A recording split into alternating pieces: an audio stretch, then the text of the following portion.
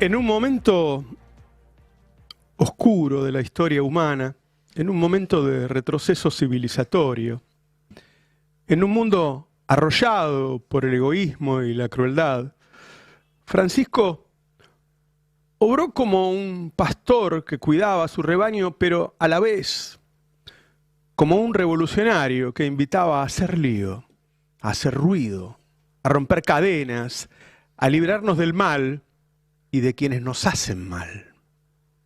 Fue consciente desde un primer momento del desafío de la hora y tuvo tanto el coraje para enfrentarlo como la inteligencia para ampliar la base de feligreses, abriendo la iglesia a quienes habían dejado afuera. Defendió a los trabajadores, defendió a los pobres, estuvo al lado de los nadies. Les dijo a los poderosos lo que pensaba de sus acciones, intentó persuadirlos, hizo política. Desde el conservadurismo de la iglesia le abrió la puerta a los homosexuales. Estoy seguro de que debe haber roto muchas barreras con ese mensaje. ¿Cuántos habrán primero aceptado y después convivido naturalmente con quienes antes juzgaban? Gracias a Francisco. El Papa luchaba contra la pobreza, pero también luchaba con su contracara, con la riqueza. Tenía claro que en este mundo de superproducción de bienes y sobre todo de superproducción de alimentos, el hambre venía de la avaricia de los ricos y no de la vagancia de los pobres, como le gusta decir a la derecha. Claro que el Papa no estaba de acuerdo con que los pobres tienen la libertad de morirse de hambre, ni con que el Estado debe darle la espalda a quien se rompe el lomo cada día para ganar su pan y no lo consigue. El Papa no podía querer a nuestros políticos de derecha, aunque fuera el hombre más tolerante de la tierra. Más allá de su pertenencia política, el Papa Francisco tenía una cercanía ideológica con la doctrina peronista porque lo entristecía el dolor del otro y porque lo revelaba la injusticia. Francisco luchó contra el Dios mercado, dio la pelea contra los que atacan nuestra casa común, que es la tierra. Es una enorme pérdida para quienes estamos intentando resistir esta ola de maldad inaudita, de crueldad, de mentira, de cinismo y de hipocresía. Será nuestra tarea tomar sus enseñanzas, aprender de su tolerancia y su inteligencia, beber de su tesón, tomar la posta de su tarea evangelizadora de la bondad. Porque lo que ocurre hoy en este mundo atroz no es otra cosa que la antigua lucha entre el bien y el mal. ¿Qué otra cosa puede ser que en la capital federal haya un candidato que compite con el intendente a ver quién trata peor a la gente en situación de calle? ¿Qué otra cosa que el mal es que le saquen los alimentos a los comedores, remedios a los enfermos, que apaleen a jubilados? Shakespeare le hizo decir a su personaje Hamlet, en la novela homónima, la vida es un cuento contado por un idiota, lleno de ruido y de furia que no significa nada. Tolstoy, por el contrario, dedicó las últimas 30 páginas de Ana Karenina a decir que el sentido de la vida es hacer el bien. Y me parece que si hay un legado que nos deja Francisco, es que la vida solo tiene sentido si hacemos todo lo que está en nuestras manos mientras estemos en este mundo, por hacer el bien, por dejar un mundo mejor al que recibimos y por estar lo más cerca posible de quienes nos necesitan. Lo mejor que podemos hacer con nuestro dolor de hoy es convertirlo en coraje para seguir su consejo. Hagamos lío. Pero, como consecuencia de la Jornada de la Juventud, espero lío. Que acá adentro va a haber lío, va a haber. Que acá en Río va a haber lío, va a haber. Pero quiero lío en las diócesis. Quiero que se salga afuera. Quiero que la iglesia salga a la calle. Bueno, buen día. Abro la mesa para que compartamos. Buen día. ¿Cómo va, Roberto? Esta última apelación a hacer lío, sin duda es, en términos de memes, que hoy es lo que impacta primero, ¿no? En el debate público, es extraordinario, porque es un resumen de la necesidad de la época. Es revolucionario. Claro, alterar un status quo que claro. se ha vestido, que se ha disfrazado de moderno y vanguardista. O sea, el status quo, lo más conservador, se ha disfrazado de vanguardista, y contra eso todo parece antiguo. Bueno, el hagamos lío, en mi acepción, cada cual tendrá la suya, pero en mi acepción es una apelación a disputar eso, ¿no? Claro, esa idea. claro. Esa idea de que lo nuevo es lo viejo. Además, me parece que el hecho de que se haya conformado un sentido común del egoísmo y de la crueldad necesitaba referentes muy potentes a donde asirse para dar esa pelea, porque si no, se va. El sentido común es lo contrario a lo del Papa. Entonces, la pérdida de él me parece que tiene que ver con eso. Es decir, un tipo que pensaba como nosotros, o mejor que nosotros, y con más profundidad y con más contundencia, bueno, hoy no está para dar esa pelea. Se fue un humanista en una época de deshumanización. Para resumir un poco esto que comentaban ustedes recién, se fue alguien, diría, de los poderosos del mundo, el único que utilizaba palabras como justicia social, como derechos, como dignidad, y que la siguió usando incluso desde ese lugar, o hasta... Algunos dirán, las usó más todavía cuanto más poder tuvo, porque es cierto que Francisco no fue Bergoglio, fue mucho más que Bergoglio. Logró entender la universalidad de la responsabilidad que le tocó, interpretarla en contra del espíritu de la época, pero en favor de aquello en lo cual él creía, como creen todos los católicos de fe profunda. Pero creo que lo hizo desde un lugar, insisto, universal, humanista. No levantó muros, no dijo, de acá estamos los que creemos y del otro lado están los que no creen, nosotros somos los buenos y del otro, sino que planteó ideas universales. Que, como vos decías, era muy necesaria plantear en una época donde se están llevando puestos esos valores, y por eso también va a dejar un vacío muy grande. No hay que ser religioso ni católico para dar cuenta de la figura del Papa. La figura del Papa en una iglesia que también, si uno ve la historia de la iglesia, te encontrás que conservadora, digamos, con todas las cuestiones del pensamiento reaccionario en la iglesia. Y ahí estuvo el Papa Francisco rompiendo los límites. El Papa Francisco se presentaba, y además un contacto con los desposeídos, con los que son marginados, con los de la comunidad homosexual. Digamos, él tenía una posición que rompía límites. Y además fue elegido, y perdonen que acá meto un aspecto financiero, económico, para resolver los desastres financieros que tenía el Banco del Vaticano, y que estaba denunciado por lavado de dinero, por manejo irregular de fondos, y Estados Unidos quería esa limpieza de el lugar que estaba ocupando el Banco del Vaticano. Y ahí fue el Papa Francisco, o sea que tuvo que enfrentarse a muchísimos poderes internos dentro del Vaticano, vinculados también con el tema de la denuncia de obispos por abuso sexual, el tema financiero, cómo amplió precisamente el discurso y rompiendo con ese discurso conservador, hablar de justicia social, hablar de los pobres. Estuvo en contacto, rompió con todos los faustos del papado. Digamos, hizo un cambio radical que en Argentina, después si quieres nos metemos, no era reconocido. Era combatido. Hubo medios de comunicación de primer orden que lo atacaron mucho. Clarín y La Nación. A mí me indignaba, te juro. Yo no tengo un vínculo, obviamente saben, con la iglesia ni con los papas, pero lo que hacían, hay que tomar en cuenta de que un argentino sea papa, cualquiera que haya pasado por el Vaticano o cualquiera que haya leído la historia del Vaticano, así, ¿un argentino ahí? No, pero aparte, pará, no es un argentino, es el primer papa no europeo, no solamente es un argentino, hizo historia en muchos sentidos.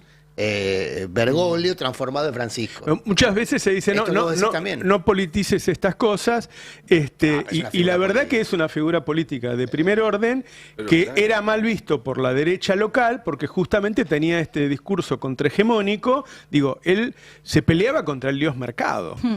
Era una de las La derecha principales peleas que celebró, daba, ¿no? esto que decía Alfredo es muy importante, la derecha celebró la asunción del Papa Francisco porque lo imaginaba un antídoto al clima de época político en la Argentina, que era el kirchnerismo, Claro. el campo nacional gobernante, y al final se pegaron un chasco, digamos, ¿no? Se mostraron decepcionados. Claro, ante- entonces se lo empezaron a reprochar. Se Tenías que empezaron a conducir reprochar. la... A ver, la derecha argentina y los medios de derecha argentina demonizaron al Papa, demonizaron a nuestro Premio Nobel de la Paz, demonizaron a las madres, demonizaron a las abuelas. Hasta no, Maradona, no tuvieron demonizó. ningún Claro. problema en meterse con todos los grandes Por personajes. eso, pero más allá de la... Claro. A lo Más mejor de allá nosotros. de la demonización, para mí es importante también entenderlo como un líder político que en una época de mucha orfandad en la representación política logró representar a muchos y logró representar a muchas personas que no están dentro de la fe católica apostólica romana o que por ahí fueron criados en esa religión pero se fueron alejando en una iglesia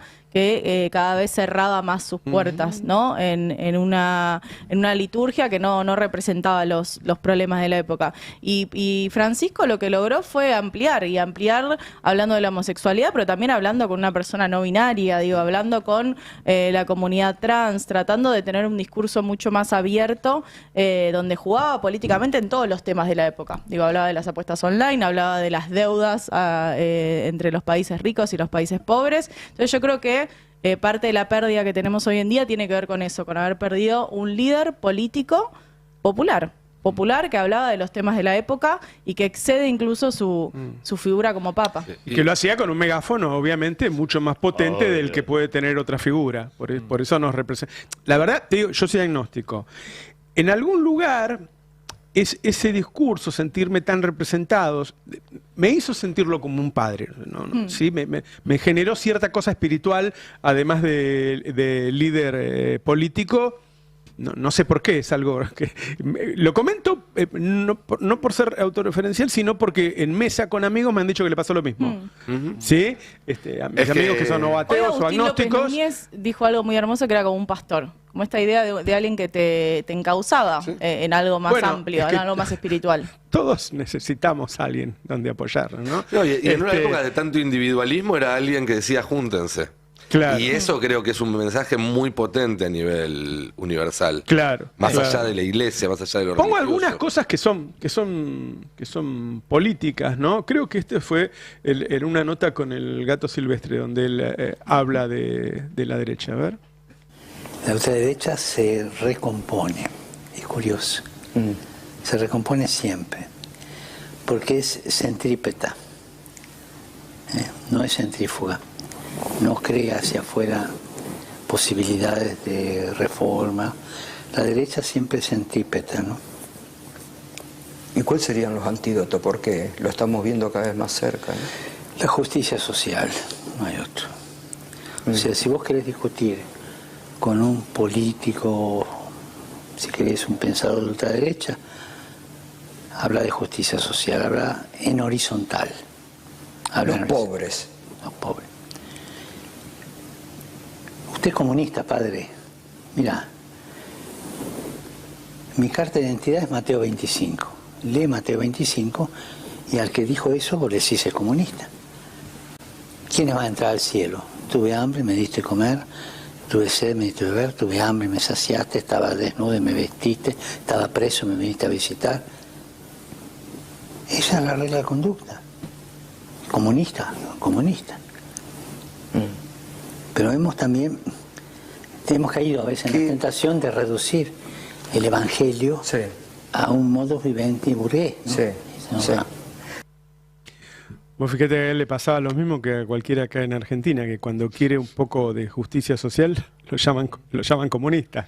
Ya está, lo ponían en ese lugar, ¿no? No, pero además el contraste con el discurso, pues, te dicen, y no decía específicamente de Milei. Y mirá, Milei dice que la justicia social es una aberración. Claro. Y el Papa decía que lo que había que hacer era justicia social.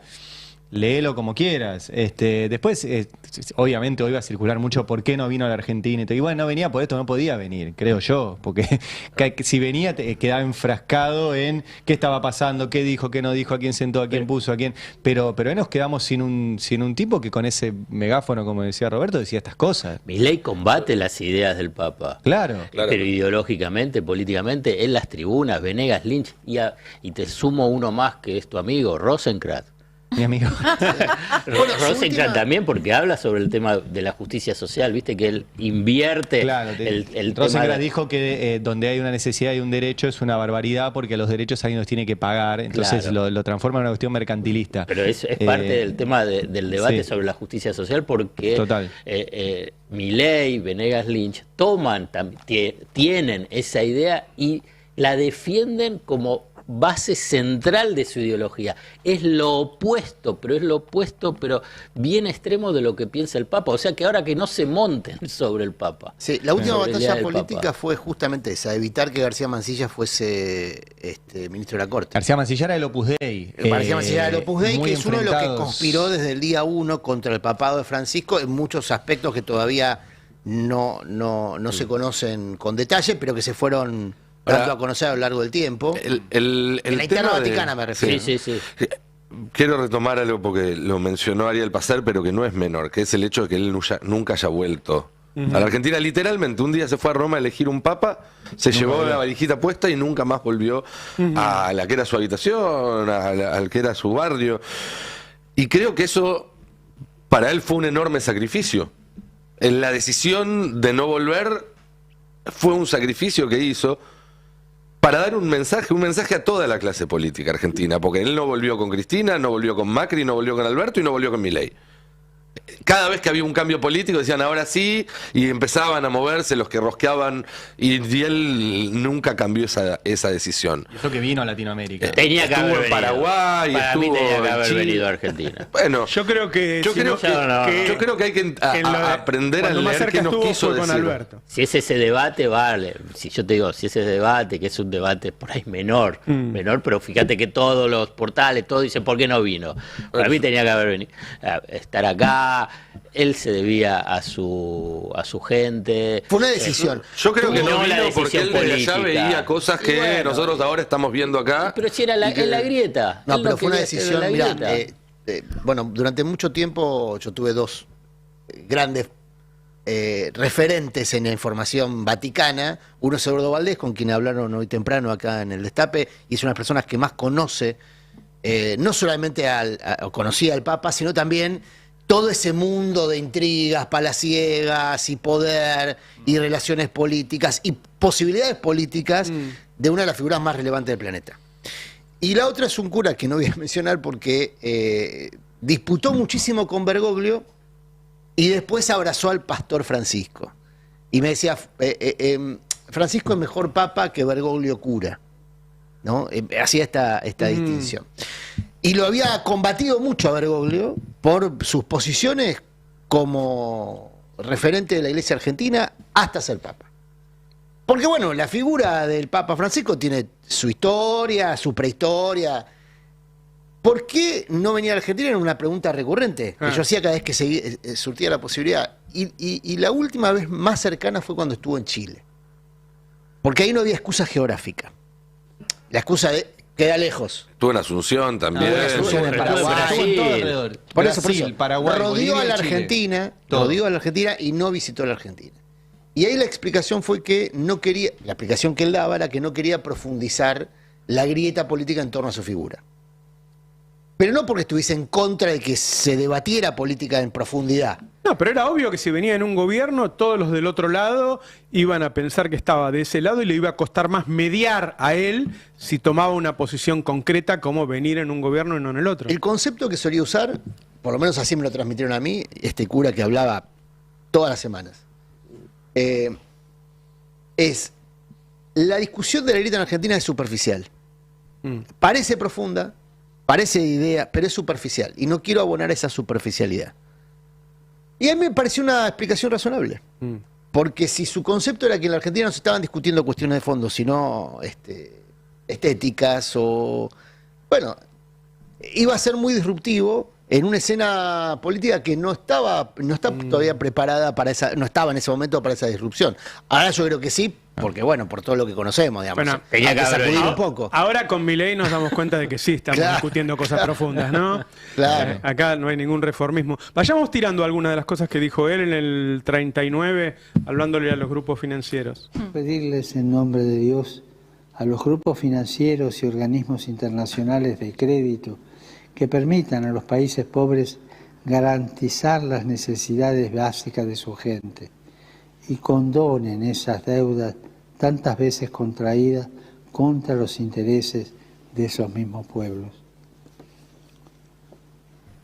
Quiero pedirles en nombre de Dios a las grandes corporaciones extractivas mineras, petroleras, forestales, inmobiliarias, agronegocios, que dejen de destruir los bosques, humedales y montañas, dejen de contaminar los ríos y los mares.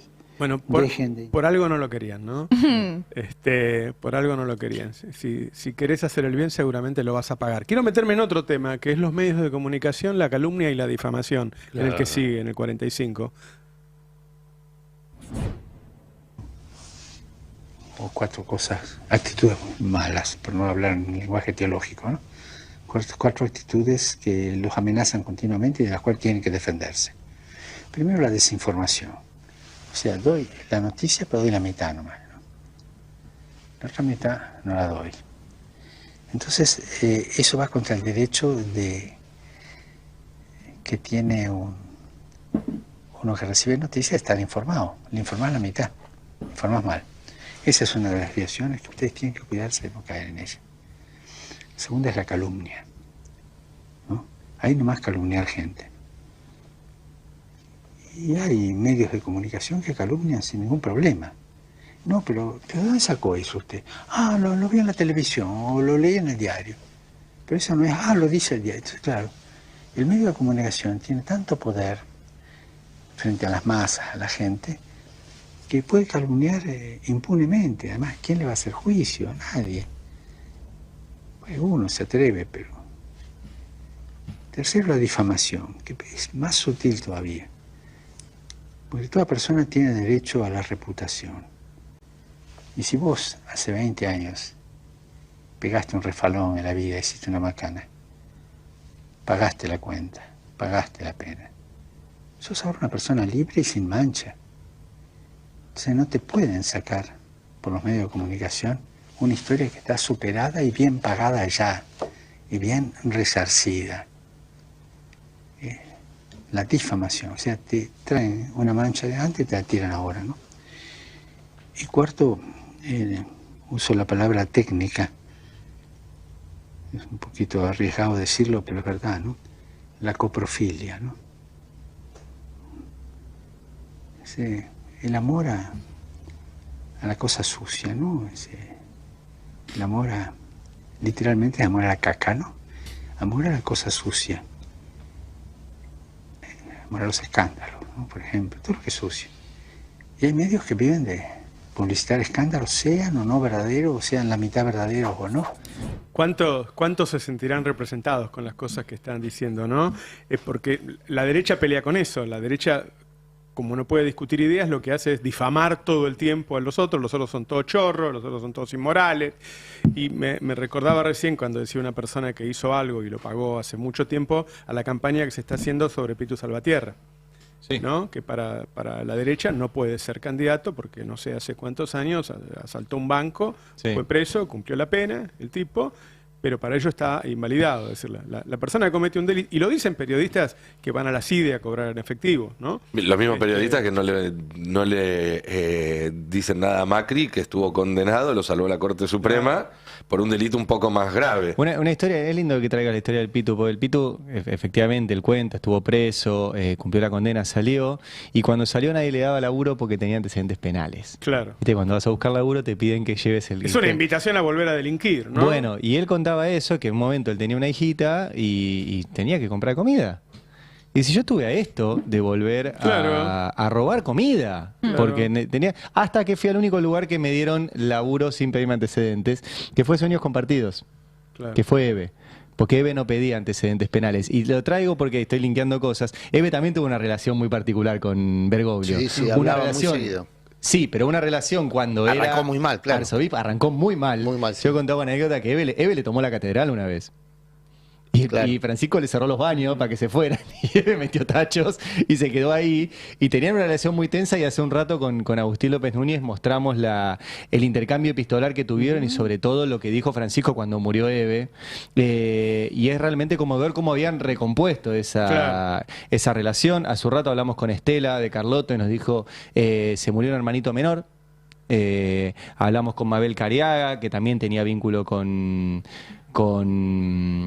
Francisco, primero con Bergoglio, después con Francisco. Es medio siempre complicado porque con Bergoglio había sido muy amigo de Esther Balestrino de Cariaga, madre de Plaza de Mayo. O sea, es muy, muy amplio todo ese mundo. Yo lo unía a lo de Pitu Salvatierra con esto de que ahora se pelean en la ciudad a ver quién es más cruel con la gente que vive en la calle, ¿no? Entonces, cuando alguien roba, quieren que en la cárcel no pueda estudiar, que en la cárcel no pueda trabajar, que en la cárcel no tenga nada, que lo traten como un perro, que lo destruyan, y quieren que cuando salga bueno y no robe más, ¿no? Eso quiere la derecha. Una derecha que, no sé quién opinaba el otro día, acá, una nota que hizo Jonathan Higuera a Juan Di Natale y le dijo cuáles son los ensobrados. Y el tipo le dijo, bueno, fíjate cuáles son los millonarios, tipos que fueron empleados toda la vida, solo fueron empleados, ¿cómo se hicieron millonarios? Y esos tipos son los que se meten con... Y bueno, me parece que el Papa haber estado al lado de ellos, y directamente habló del lofer, el Papa. Habló del lofer, pónganlo, es el 48. La oportunidad de reunirme con ustedes para manifestarles mi preocupación por una nueva forma de intervención exógena en los escenarios políticos de los países a través del uso indebido de procedimientos legales y tipificaciones judiciales. El lawfare, además de poner en serio riesgo la democracia de los países, generalmente es utilizado para minar los procesos políticos emergentes y propender a la violación sistemática de los derechos sociales. Para garantizar la calidad institucional de los Estados, es fundamental detectar y neutralizar este tipo de prácticas que resultan de la impropia actividad judicial en combinación con operaciones multimediáticas paralelas. Un dato respecto a esto, venía auspiciando un colectivo de magistrados en América Latina en principio, conformados bajo la sigla COPAJU, que venía realizando muchas actividades, justamente en el sentido de estas palabras. Ahí hay una definición de un papado que era un papado de acción, no un papado de pontificado, sino también de acción. Organizaba, no solamente pontificaba. La apelación a tierra, techo y trabajo tuvo una traducción en la Argentina también muy demonizada, que es la UTEP. Claro. Es decir, ¿y por qué se lo demoniza a Grabois en general en su relación con el Papa Francisco? Porque el Papa Francisco, cuando convocaba a Grabois, además de, por supuesto, la actividad pastoral, pasaba revista de las acciones en función del pontificado. Ahí hay un detalle no menor.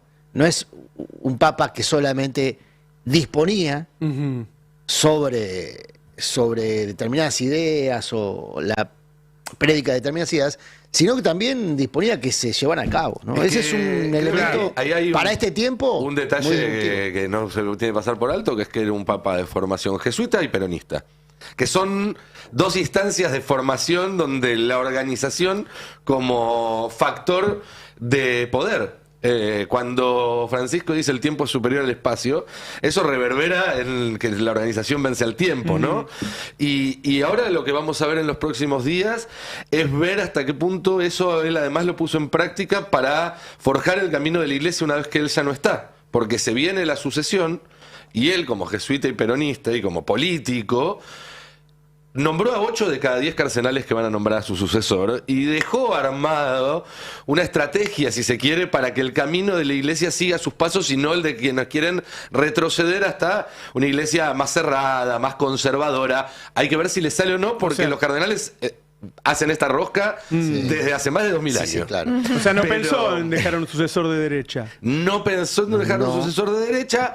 Si querés, en un rato charlamos un poco de lo que se viene en el cónclave, Está bien. porque hay una a la derecha y una a la izquierda y hay un sector más moderado. No, pero una de las cosas que más se comentó, he leído muchas notas sobre eso, de cómo él iba preparado. Él está dejando todo preparado. Sí, sí. Bueno, Él está y la película su- El Cónclave. El cónclave. si quiere ver. La mano Está muy derecha, buena, la mano derecha en esta acción es un argentino, que es Tucho Fernández, Tucho Fernández es el que va a estar ahí. que era arzobispo de La rosqueando. Plata. Sí. Él tiene, a ver, Milei tiene un tema, yo creo que no es personal, pero que es de ideas. Lo que pasa es que Milei lleva todo a la personal. Vos cuando hablas con la gente de Milei te dice, él discute todas las ideas, qué sé yo, lo único que no le gusta es que lo agredan personalmente. Ahora, él tuvo agresiones personales, bueno, agredió a Loco Gatti, que murió ayer, a quien yo también quería mucho, y agredió al Papa de una manera fenomenal. Y lo agredía porque era un contrincante de él y sus ideas, por la lucha que lleva el Papa. Ponelo el 31 cuando Milei habla del representante del maligno. A ver, el Papa Francisco hablando sobre las nuevas derechas. Es de hace un tiempo. Ya te cambia la cara, es tremendo como... A ver, dale. Síndrome 1933, que narra un poquito el internismo tremendo que había en Alemania después del final del gobierno Weimar y cómo no encontraban quien llevara adelante las cosas. Y fue von Papen, el responsable de esto, que presentó un político nuevo, que hablaba lindo, que sedujo a la gente, se llamaba Adolfo. Y todo el mundo, bueno, probemos con este, que nadie lo conoce, no conocemos sus raíces, no conocemos sus convicciones, y todos votaron a Adolfito. Y así terminamos. Yo le tengo miedo a los salvadores en historia. ¿Lo dice por Argentina? Por todo el mundo. Cuando se viene un salvador sin historia, sospecha. Te agarró la mosca. La mosca de vuelta. La mosca. ¿Qué te pasa con esto? No hablaba de vos, para ser justos también, ¿no? Hablaba en general. Muchos lo asociaron con vos. Y después sí fue más específico. Y esto es absolutamente violento. ¿Por qué no agarran y dicen que esto es violento? Esto es violencia. Sí, a mí no me gusta. No, nada. Lo Es decir, de Adolfito no me Es parece. decir, esto es violencia. Sí. Esto es violencia. Sí. Y él está muy involucrado con la política argentina. ¿Sí? Con lo cual es un ataque directamente hacia una persona. O sea, hacia mi persona. Vos le dijiste maligno, ¿no? El maligno, algo así. Hace mucho. Bueno, digamos, él, digamos, no se queda atrás con las cosas horribles que dice. Pero pará, si vos sos presidente, él es el Papa. Tendrá ¿Cómo hace? tendrá el mismo trato que tiene todo jefe de Estado y se lo respetará por eso, con el elemento adicional que es el líder espiritual de los católicos. Claro, de 1.200 millones de católicos. Bueno, está bien, digamos, o sea, y yo estoy negando esa no, realidad. No, De no hecho, te estoy atacando, te digo. de hecho, ¿no? digamos, o sea, yo soy mucho más educado para con él que él para conmigo, ¿no? Me dijiste Digo, el maligno o algo así, como fue el representante lo que del dije maligno. es que él levanta y propone ideas que de hecho están en contradicción con las Sagradas Escrituras. Este no es el tape que había pedido. Pero de todas maneras, la verdad es que después se habló acá en Argentina y que él hablaba en general porque había un montón de líderes que estaban apareciendo en el mundo de esa manera. Siempre que está haciendo alguna cagada Milei lo tiene a Viale al lado. Era de antes, yo no pensaba que de antes Viale tan olfa de Milei. Sí, Pensaste que había arrancado ahora. Sí, no qué es sé yo, un vos advenedizo. sabés. No es un advenedizo. Es un advenedizo. No, hizo trilla y ¿Lo tenés zapa. ahora? A sí, ver. de antes, ponelo. Trilla, lo zapa, que cosecha, hacía. todo. A ver, este país tiene tantos años de justicia social que, ¿qué es la justicia social? Es la envidia, el odio, el resentimiento. A ver, originalmente la envidia era un pecado capital. Habría que informarle al imbécil ese que está en Roma, ¿sí? Que defiende la justicia social, que sepa que es un robo y que eso va contra los mandamientos, que la envidia, que es la base de la envidia de la justicia social, sí, digamos, es un pecado capital y que por más que lo disfraces con un nombre lindo, justicia social, es una aberración. A ver, no puedo dejar de preguntarte si no es mucho lo del Papa. No. El Papa, sí, lo voy a decir de frente, es el representante del maligno en la tierra, ocupando el trono de la casa de Dios. Qué locura, ¿eh? Qué locura. Pero además, perdón, ¿eh? No, pero yo he escuchado muchas veces esa relación entre la envidia y la justicia social. Eso iba a comentar. Sí, lo digo de corazón. No hay nada que envidie menos que la ignorancia, la rusticidad y lo iletrado de la burguesía fallida argentina. No hay nada que quiera menos en la vida que ser uno... No conozco ricos de otros países, los conozco a esto y te juro que no hay nada que quiera menos que ser eso, y la justicia social la pido para el resto, yo no la necesito. Entonces no sé cuál es la relación entre lo que pedimos, justicia social, y la envidia. Es que para Milei, los que piden que se reparta la riqueza, lo hacen desde la base de que los pobres envidian a los ricos por ser ricos, y no de que los pobres tienen la misma dignidad que los ricos por ser personas. Creo que ahí está conceptualmente el choque. Él piensa que los que no tienen tanto quieren más, no porque sea lo que les corresponde, no porque sea lo que necesitan para subsistir, para tener una vida, sino porque envidian a los que tienen más. Quieren comer todos los días.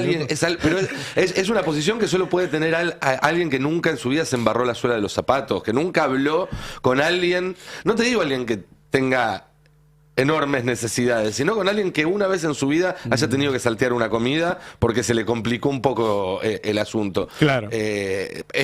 Como dijo Macri, le preguntaron si una vez tuvo teórica. hambre y dijo, sí, fui con unos amigos de campamento a Chile y se me acabó la plata y tuve que comer paté. Es que hay gente que ve la escasez solo como una construcción teórica. Nunca la sufrió como una realidad, como una necesidad. Igual no hace falta, la mayoría de la gente no pasó hambre y uno puede empatizar igual, ¿no? Es una brutalidad, es una crueldad total lo que dicen conceptualmente, y lo quiere enmarcar dentro de una teoría económica. Solamente es la representación de los intereses de unos pocos, y esto es lo que hace Milei. Pero y además muestra el nivel de hipocresía que tiene, que ahora dice que, y además siempre referenciándose el comunicado de hoy respecto Primero marca sus diferencias. Mal escrito. Escribieron mal el apellido de Bergoglio. ¿De quién? Nada. ¿Sí?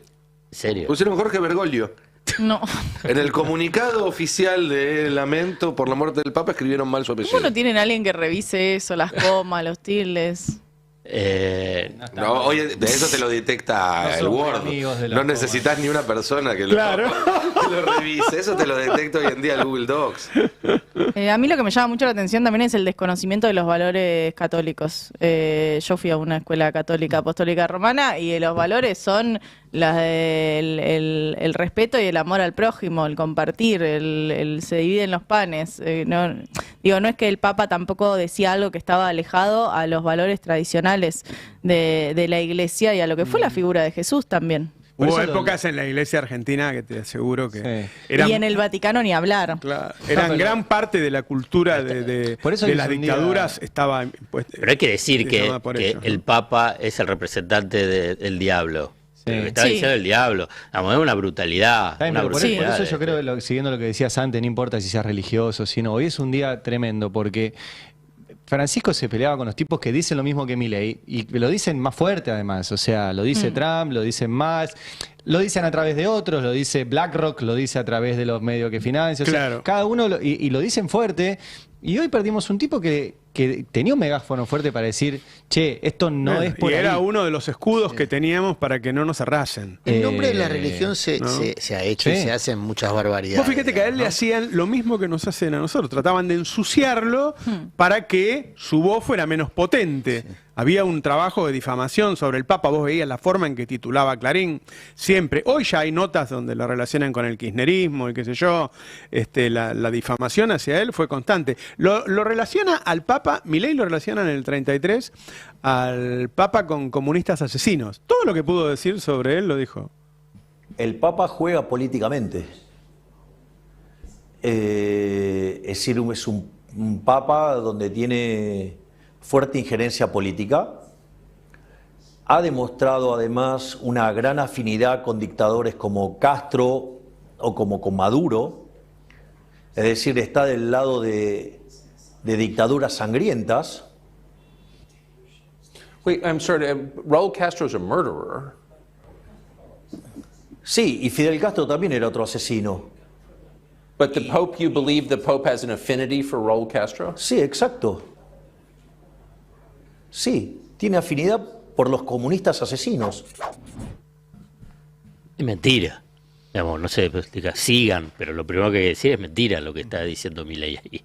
No tenía no tenía una afinidad. No, lo que sí intervino es en la negociación entre Barack Obama y Raúl Castro, nos mostramos más temprano. Pero es otra cosa. Por eso pero quiero contar, supongo que lo dice por eso, lo entendió mal, o no, o lo como sea. Por las ideas, pero apenas asumió, pero fue una de las cosas que hizo apenas asumió, creo que fue en 2014, que intervino en una negociación que se estaba llevando adelante entre Estados Unidos y Cuba, después de 60 años de bloqueo, y el Papa intervino en eso. Negociación que llegó a buen puerto, el bloqueo se flexibilizó en los últimos meses del gobierno de Obama, y Trump, una de las primeras cosas que hizo cuando asumió por primera vez en enero del 17 fue dar marcha atrás con esa flexibilización, pero había sido histórico ese paso que habían dado en su momento Obama con Raúl Castro y con Fidel, que todavía estaba vivo, ya no era presidente, pero todavía estaba vivo. Pero con Biden se intentó, porque Biden era cristiano, era católico, y sin embargo no se pudo avanzar mucho más que ese primer paso